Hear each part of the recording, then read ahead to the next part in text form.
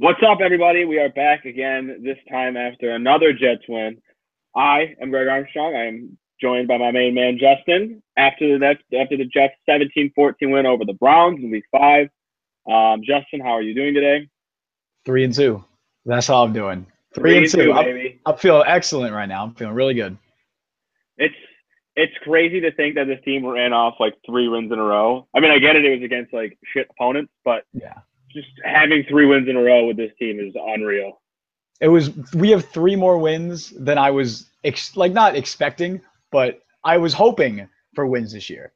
The expectations always set low, so I was expecting 0-16, but 3 more wins than I expected, and the fact that they came in a row is just I'm on cloud nine right now. Yeah, I mean, the 3 wins are not, spectacular. They beat No, of course. the shit Dolphins. They beat Jacksonville coming off of the London game when they came back, and they beat the worst team in the NFL, the Browns, in the game that they definitely should have lost if the Browns had even like half of their things go right. They were absolutely outplayed. Yeah, I mean the 2 missed field goals, the 2 red zone turnovers, the 4th and 2. It did not look great for most of the game. Awful. The Browns wanted to lose that game more than the Jets did, and that's why the Jets won. And that's fine with me because with a team like this, we're at the point almost where we have to figure out, is this team like talented enough to make a playoff push? I'm not saying that they will, but it's at that point where it's like you got a lot of hungry young players out there. You have a quarterback that, he's easier to root for than Fitz. He doesn't make the ridiculous interceptions in the red zone that Fitz does. It's just a young, likable team. Like, this is the kind of team, like 2 years ago, I loved that team because they were fun. They were easy to root for. They were winning. Last year's team was so hard to root for. It was just a bunch of overpaid veterans that just wanted to collect a check. Now this year we have a bunch of young guys that are willing to put their lives on the line for their teammates, and it's just a fun product to watch on the field. You can see it. You can just sense it watching the game. It is. I said that last week. This is the most fun I've had watching the New York Jets in 2 years, since that 2015 team. And it's because you got a bunch of young guys with heart, determination. They're showing grit out there.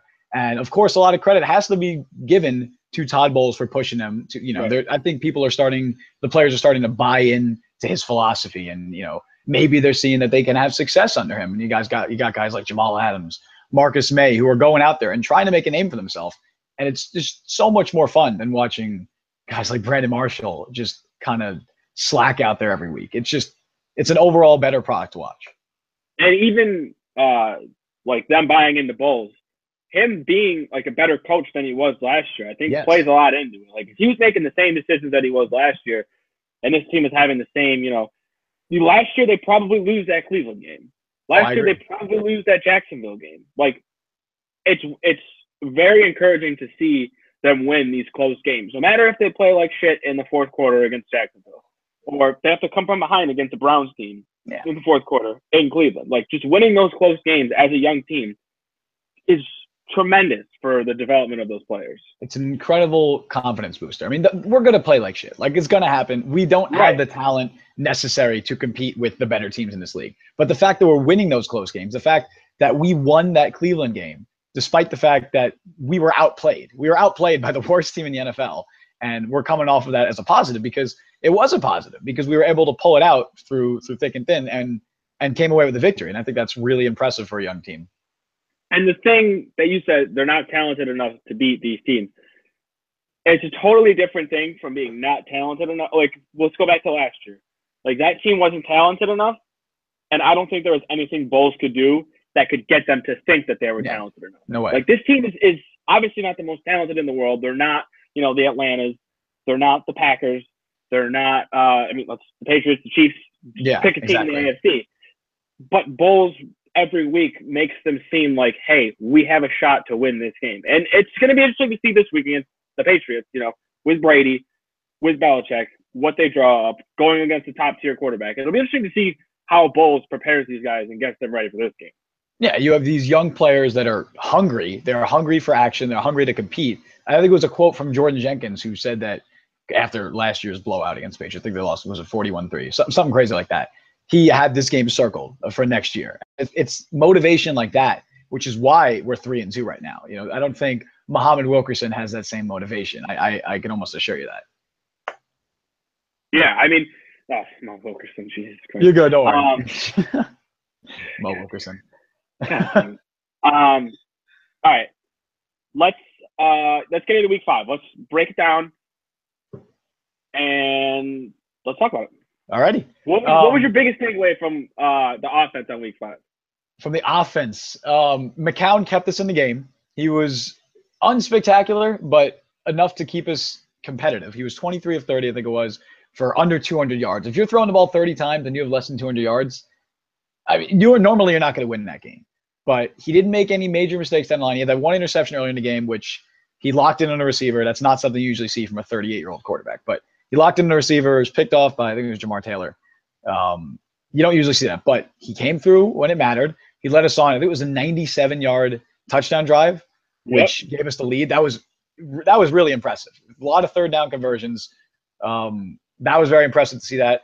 The running game struggled all day long. The offensive line is a lot to blame with that. I think they had like 6 penalties in the first half just alone, just the offensive line. It was awful. Bad performance from them, the worst we've seen. But Austin Seferian-Jenkins, I think, could be the X factor on the offense. And I've been saying that for weeks now. He has come into this year with a completely different mindset. He's in the best shape of his career. He has put the DUIs behind him. And I think that if he can take that next step, he can go back into consideration as a top 10 tight end in this league. Yeah, I mean, and the Jets, it's good to see them actually utilizing him. I mean, how many times have we seen guys like, oh, he could be this, he could be that, and then the Jets get like 2 targets in a game, and it's just like, garbage time targets. But yeah, the 97-yard drive is absolutely nuts. Like the fact that the Jets put together like a 97-yard drive in one game with this offense. Yeah, on one possession was just nuts. The 6 screen to Robbie. Oh my God, I could watch that play forever. It was forever. And it was a perfect pass to Kearse too. Yeah, it was perfect play call. It sucked that the running game didn't get it going early on, but it didn't seem like they kind of strayed away. It seemed like they tried to get it going a little bit, and then the way the game played out, they didn't really need to run the ball. They just needed to hold down on defense, and they scored the 2 touchdowns. It was very encouraging to see them come away with 2 touchdowns in the red zone instead of 2 field goals. And also, go ahead. No, go on. Before the first half, I've never seen I don't think I've seen a Jets drive like that ever, where they get the ball back with, what was it, 30-something seconds left, and it was like 2 timeout, 1 timeout left, and I actually took a chance. I mean, the screen pass to Powell usually never works. And then after that, I mean, Bull said after the game, we wanted to see if that screen pass got us anything, and then it eventually did. And then it was encouraging to see them actually, say, F it, let's go for it. Let's try to get a field goal. And then, Catanzaro nailed it. So I can't believe he made that field goal. I can't believe they got in position for the field goal. I don't care if he made it or missed it, just the fact that they got in position for him to kick that field goal. The fact that we went into the half with the lead after how poorly we played is. The fact that there were points scored in the first half. Yeah, exactly. It was going to be the first time since it was like 2010 or something that there were no points scored in the first half. Bears Broncos or something. Yeah, something like that. And then I was almost sure like that was going to happen. I was like, okay, this we just made history, not in a good way. But then somehow we marched down the field and Catanzaro nails a 57. That was just incredible. I mean, the offense it wasn't a great game, but they got it done when they needed to. I mean, it's going to suck without Bilal Powell this week, but he didn't really do much last week besides, the screen pass. Jets offensive line obviously couldn't do anything against this Cleveland D-line in the run game. I thought they played pretty well in the pass defense. I mean, Myles Garrett, I didn't think he was going to have a big game, but he did. He played well. I mean, he played great. And am I surprised? No, he hasn't played all year. He's all jacked up. I honestly am not even mad that he had a big game, just because he's a freak of nature. It's interesting to see how our tackles fared pretty well against Khalil Mack. Brandon Shell, for the most part, shut down Khalil Mack. But then when Garrett was facing us, he was lined up, I think, on the left side with Beachum. Yeah. And I noticed what they were doing on plays where Eric Tomlinson was in. They were having him block Garrett for them, not even double team him. He was solo. It was one-on-one. He did really good.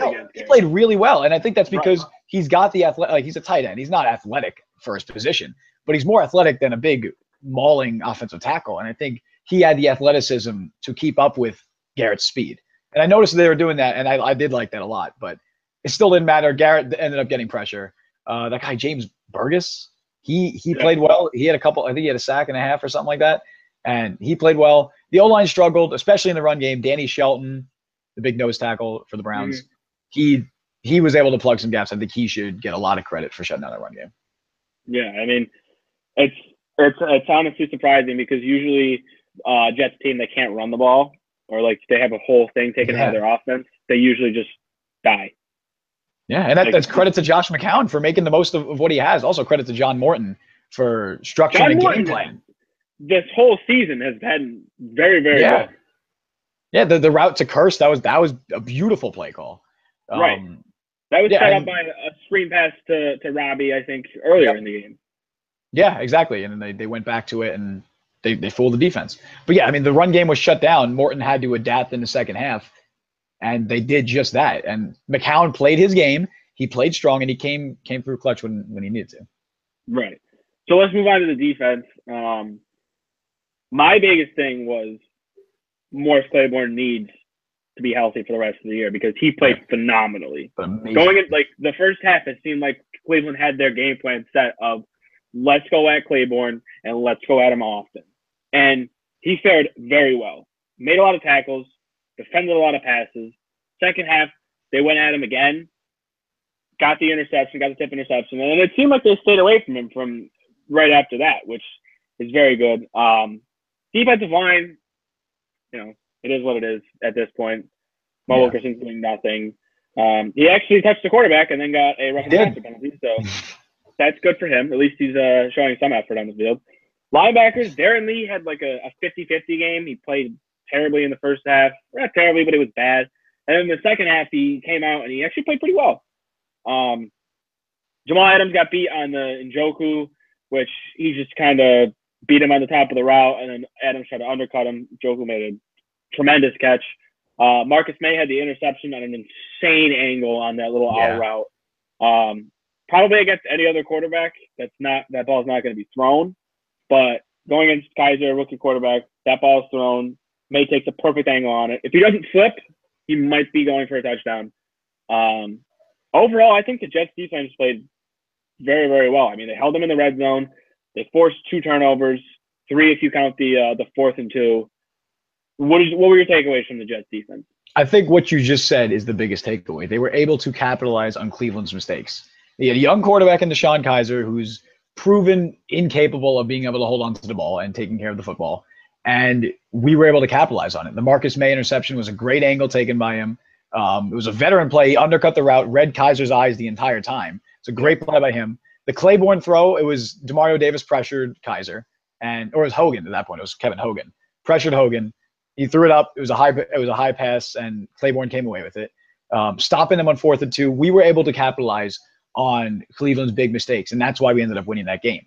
In the past, we could get a pick there or something. We can get picks, and they could come at bad times. Those were very, very timely interceptions, very timely turnovers, and that ended up being the key to the game. We got the ball, and we were able to take the ball away from them and stop them from scoring at the best possible time. The Claiborne interception was huge because at that point, I kind of got the feeling that like the game, if Cleveland had a drive, that the game was slipping away. It was on that drive, like when that drive started, I was like, shit. If Cleveland gets a drive going, like this game might be over after this drive.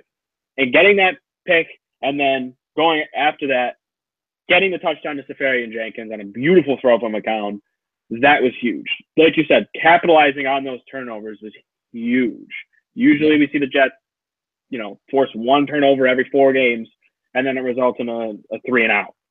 But it's very interesting to see how this secondary has been playing. Let's look forward to this week because Patriots are coming into town. It's the biggest Jets game since Week 17 in Buffalo, the infamous Week 17 in Buffalo. Yeah, I'm hoping this one goes better. If there's any time to strike against this Patriots team, it's now. I agree. Their defense is depleted. They don't have a pass rush. Their secondary is not playing to the price tag that they gave those guys. Their linebacking core is basically decimated besides Dante Hightower. The Patriots' offensive line is not great. They play a little bit better. They've been playing a little bit better. They're not great. Brady is Brady. Like, there's, he's on the pedestal. Right. The Jets this week, if they want to win, you can't give up the big plays. You have to keep everything in front of you. You can't have Chris Hogan get behind the defense and score a 60-yard touchdown. You can't let Brandon Cooks break a tackle and score a 50-yard touchdown. The running backs need to be covered. I mean, if Gronk plays, put Adams on Gronk. That'll be fun because usually we saw Calvin Pryor on Gronk. Didn't work out at all because Calvin Pryor can't cover. You put Demario Davis on Gronk. Gronk just manhandles him because he's that much bigger than him, and Demario Davis is bad in coverage. We thought Darren Lee was the Gronk stopper, and obviously he can't cover anything. So having Jamal Adams and Marcus May, that's going to be huge in stopping Gronk. How do you see this game playing out on Sunday? I think the key to all of that is getting a pass rush. If we can pressure Brady and we can't get beat on the blitz. If we're blitzing him and he's picking apart our defense all day long, that's not going to work. We need our front seven to generate pressure organically. And that comes from Leonard Williams, who's been lackluster this year. He doesn't have a sack in the year. He hasn't really made his presence felt. And I think he needs to step up big time this game. Absolutely, we need to limit the big plays. We need to not turn the ball over. We need to limit big plays from the opposing team, and we need to not make mistakes on offense. That's the big thing. And we can't have if McCown throws 2-3 picks in this game, we're not winning the game. That's for sure. We can't have stupid plays like we did in the Jacksonville game. None of that could happen. If we want to win, we need to play perfect because we don't have the talent to compete with the Patriots. They are so much more talented. The thing is I don't think they need to play perfect. They just need to play sound football. Like, if you would have told me last year that they were going into this game, I would say they literally have to do everything perfect. Like, McCown has to make one pass, no turnovers. Honestly, I think if they have a turnover, I feel like this Jets team, and I may be crazy, I may be out of my mind right now, they have the kind of togetherness where a turnover doesn't kill them in a game. In the past years, a turnover would be like, oh, shit, well, this game's over. Yeah. Now, I think they have a little bit of this, like, cockiness, this swagger, this confidence where it's one of those things, like the Mangini 5 seconds, forget about it rule, where they, it happens, they talk about it, it's over, let's move on to the next play. And guys like Adams and, guys like May and Claiborne and those kind of guys, I think they can rally the troops on defense. And then even on offense, I feel like they have a little bit of a togetherness in them that we haven't seen in, a year. But, yeah, they can't turn the ball over. And if they turn the ball over, it has to not be at stupid times. Because when they play the Patriots, these turnovers usually happen at the dumbest times. Like, they're driving. It's like 17-9. They have a chance to get back in it, and then it's like a dumb turnover or, a Brandon Marshall drop pass, and they have to settle for a field goal. Like you said, you can't have the big plays. If makes New England beat you in the running game, running the clock out. If they beat us like that, okay, that's fine. Yeah, more power to them. If they can win that way, then that's fine. You bring up a good point with the togetherness. Going back to last week with the Kevin Hogan interception, he comes into the game and just completely lights a fire under the Browns. The momentum completely shifted in that game once Kaiser came out, once Hogan came in. The Browns were up. They were up a score. They had the ball and were driving. And then, at that point, if this was last year's team, that's it. Like, the momentum shifted. We're not going to rebound from that. That's it. We're done. We were able to force a turnover, get the interception, and change the momentum again. And that's a new element of this team. We're able to rebound from mistakes. And we saw it in the Jacksonville game as well. We were leading. We were almost going to put that game away. And then the whole Josh McCown when the Miles Jack play. Yeah, that whole dilemma, that shit. That happened. And that was awful. But we were able to somehow find a way to win that game. We should have won that game because we outplayed them. And we did. And if we could see a similar thing, when I say we have to play perfect football, we don't obviously want to play perfect. Yeah. There could be some mistakes, but we have to play to the best of our ability to win this game. Because, the Patriots are a superior team. They are. Mm-hmm. But like you said, their defense is lacking this year. They're not this superpower that people made them out to be. And their secondary, we can attack their secondary, even though it's supposed to be talented. They went out and got Stephon Gilmore. They still have Malcolm Butler. It's talented. they're not playing up to par. But if we can run on them, like I know Bilal Powell, there's a good chance he might miss this game. Elijah McGuire could step up. I'm pretty sure he's out this week. It's been confirmed. Yeah, I've heard Forte is going to play though. That's what I'm hearing. He's trying to play. Please don't. Which doesn't make me happy, but he might play. And that's if that actually happens. My guess is he's going to get at least 60% of carries, which is not good. That's not good for him. The thing is, if he plays, put him at the 2. Have Elijah McGuire come in. Yes, I agree. Have Forte as the third down back. I mean, he's injured. No, they will never do that because they should, but they're not going to do that. You put Elijah McGuire. Go ahead. For whatever reason, they don't see Elijah McGuire. Like, he's young. I know. I get it. He's a 6th-round pick, and it's week 6. They don't expect him to be starting at this point, but. And I think the fumble he had earlier in the year may be contributing to some of that. They're like, he's young, might have fumble issues. And he did have fumble issues in college, if I remember. They don't want to take the chance, especially in a game like this. That's their reasoning. But they're failing to realize that he had such a different dynamic element to his offense that Forte doesn't. Yet Forte's safe. Safe isn't going to win us this ballgame. Yeah, and that's a good point because in this game, if the Jets on offense, we already talked about the defense and how they got to stop Brady. On offense, if they want to win this game, Morton's going to have to draw up big plays. You're going to have Robbie Anderson try to beat, Stephon Gilmore or Marcus Butler or Malcolm Butler, whoever's. They're going to be looking for that. They're going to be. I think they're going to have to do something more than that because they're going to be looking for that. Like that. If you've studied our tape through the first 5 weeks, you've seen West Coast offense, and then every once in a while, like once or twice a game, take a shot downfield to Robbie Anderson. I feel like teams are going to start to catch on to that. But the thing is through the first 5 weeks or however. Robbie Anderson has consistently beat whoever's on him when they go one-on-one. So if they want to stop that, that's fine. They can go after him. That's when Austin Seferian-Jenkins comes in the play. Yes, I agree. If you send Robbie Anderson on a 9 route and you put Seferian-Jenkins in there, you have him run a little curl or run like a slant across the middle or something. You just open up one side of the field, put Seferian-Jenkins on that side, and I think you can get 8 or 9 yards a catch for Seferian-Jenkins. And then don't forget about Kearse either. Yeah. They've been doing a great job of incorporating Kearse into this offense. I mean, it seems like when they get a new weapon, they don't use it. Unless, of course, you're Percy Harvin, and literally the game plan is to give the ball to Percy Harvin every single way possible. Yeah, and see what he can do. Yeah, exactly. They've done a great job of getting him involved in the offense. Even Curley, like, he hasn't dropped a pass this year, which is, that's Jeremy Curley's thing. I don't expect him to drop any passes anyways. But the deep play they're going to have to try to get, and maybe throw in the trick play or two. Like, if they're going to try to beat New England, you're going to have to pull this shit out at some point. I agree. You can't just be playing the same vanilla football that you've been playing for the first 5 weeks and expect to beat the Patriots. I think they need to, draw up some trick plays. Why not? Who cares? I'm gonna put you on the spot here. Who would you want to see get more snaps this week? What player do you want to see get more time than in previous weeks? I have my answer. I know who this is for me. This is what made me think of it, but I want to see who you think. I want Stewart to get more. Yeah, okay, there you go. I agree. Or Darius Stewart. Because he had the nice little end around last week. Yeah. I think it was the end around. Why can't they incorporate more of that into the offense?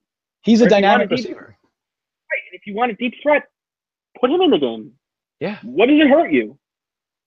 What does it hurt having going, 5 wide with Kearse, Curley, Jenkins, Stewart, and Robbie Anderson? What does that hurt you?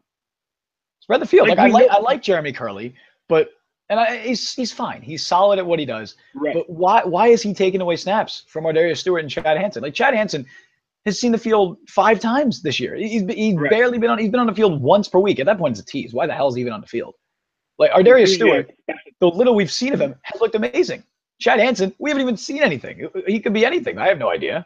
Why, for a rebuilding team? I know we're 3-2, but we're a rebuilding team. Why are our 3rd and 4th round picks not on the field? That's what I'm saying. It's the same old Jets.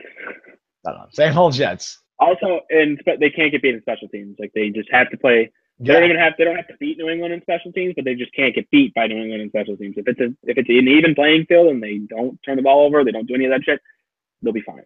And that's why they beat the Browns last week, because they beat them in special teams. Right. Zane Gonzalez played awful, whereas Catanzaro and actually Lachlan Edwards played very well. He played very well. Surprising.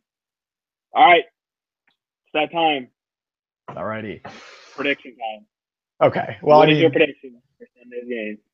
See, I went against the Jets last week, And I feel like if I go Go against the Best. Jets against the ahead, Jets. Browns, I feel like if I go against the Jets against the Browns, how could I think they're going to win against Patriots? So I have to say Pats. Do they cover though? I've seen it a line anywhere from 9 to 11. I'm gonna give an exact score too. I'm gonna This is fun. I forgot what I did last week if I was even close. I'm gonna say 31-17. I say they definitely covered spread. I say the Pats go over the spread. Yeah, go over the spread. Okay. Over the spread. I am picking the Jets to win outright in this game. Oh yeah. I think if this game's in New England, I'm hammering the Patriots -11, -9, whatever. Good point. We've played very well at home this year. It is a good point. And in the years past, they played very well against the Patriots, and none of the games have been blowouts. That's a good point. You're making me want to. I'm not picking the Jets. I will say, but you're making me want to make the score narrower. I'll go 31-24. I'll give us an extra touchdown. All right. Why not? Yeah, I'm going to take the Jets to win 31. Wow. 31-24. Okay, so we're just reverse teams. They're the same score. Okay, all right, 31-20. I'm going to go 31. Oh, okay. I'm going to take them to win. You're saying we're beating them by 2 scores. Yeah. We're going to beat the Patriots by 2 scores. Jacked up, man. This is probably all the adrenaline and all that shit playing into this, but I'm all jacked up for this game. This is I don't want to see you get hurt, Greg. Huh? I don't want to see you get hurt. I'm already prepared for it. Okay. This is the fun of this season. It's like if they win this game, it's like yes, they won. If they lose, well, now we know where they are. Like they can't beat the Patriots. Yeah, if they win this game, I might have to actually change my tone. I might actually pick the Jets in one of these previews. This is the prove it game for this team. It is. This is where fun football starts. The first 5 weeks or whatever, the Jets are supposed to suck. Their offense is supposed to be the worst offense in NFL history, and their defense is too young, and blah blah blah blah blah. Exactly. They beat up on bad teams. It's now time to prove it against Tom Brady and the Patriots in your own building. I'm ready. Are you ready? Oh, I'm ready. All right. I'm ready. Oh, man. Ready for the loss. Come on. Why you gotta end it like that? I'm sorry. I can't end it like that. All right. Jets. Let's get it. Come on. I got the Jets shirt on. What am I doing? I got the Jets shirt on. I'm ready for a Jets win. Justin over here, negative Nancy, is not ready for a Jets win. It's a defense mechanism. All right, I will accept that. All right, well, thank you guys for watching, listening. We'll be back next week, hopefully after a Jets win. Hopefully. So yeah, we'll be back next week. Thank you guys for watching. All righty.